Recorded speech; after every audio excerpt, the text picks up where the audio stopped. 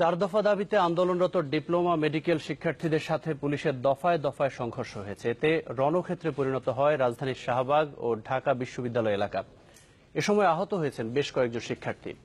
একই সময় শিক্ষা বাণিজ্যের বিরুদ্ধে অবস্থান নেয়া সমাজতান্ত্রিক ছাত্র ফ্রন্টের কর্মীদেরও ছত্রভঙ্গ করে দেয় পুলিশ।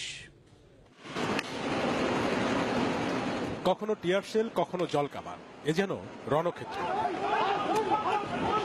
তবে ঢাকা বিশ্ববিদ্যালয়ের টিএসসি মোড় থেকে শাহবাগ পর্যন্ত ধাওয়া পাল্টা ধাওয়ার এই দৃশ্য কোনো রাজনৈতিক আন্দোলনের নয়, সংঘর্ষ পুলিশ আর শিক্ষার্থীদের।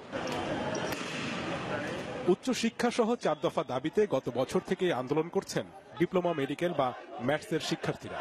সেই লক্ষ্যে পূর্ব নির্ধারিত কর্মসূচি অনুযায়ী বৃহস্পতিবার সকালে শাহবাগ থেকে টিএসসি পর্যন্ত সড়ক অবরোধ করে রাখেন তারা। পাশাপাশি স্মারকলিপি নিয়ে প্রধানমন্ত্রীর কার্যালয়ে যাবারও প্রস্তুতি ছিল তাদের। সেই পদযাত্রায় পুলিশ বাধা দিলেই বাধে সংঘর্ষ। যারা বঙ্গবন্ধুর ৫ম বার্ষিকী বাস্তবায়নের জন্য রাস্তায় নামতে বাধ্য হয়েছে, সেই ব্যানার, বঙ্গবন্ধুর ছবি সহ সেই ব্যানার ছিনিয়ে নিয়ে পুলিশ কি করে পুড়ে ফেলে, সেই পুলিশদের ফাইন্ড আউট করে আমরা তাদেরও বিচার শাস্তি। শিক্ষার্থীরাও পুলিশকে লক্ষ্য করে ইট পাটকেল ছোড়ে, ভাঙচুর করা হয় কয়েকটি গাড়ি, পাল্টাপাল্টি সংঘর্ষে আহত হয় বেশ কয়েকজন, আটক করা হয় অনেককে। সাধারণত স্মারকলিপি দিতে গেলে একটা প্রতিনিধি দল যায়, আমরা সেটা অ্যারেঞ্জ করে থাকি, ওখানে মেসেজ দিয়ে থাকি এবং তারা একটা এইভাবে দেওয়া হয়।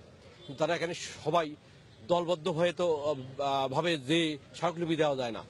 এদিকে একই সময় শিক্ষার বাণিজ্যকরণের বিরুদ্ধে অবস্থান নেয়া সমাজতান্ত্রিক ছাত্র ফ্রন্টের কর্মীদেরও ছত্রভঙ্গ করে পুলিশ।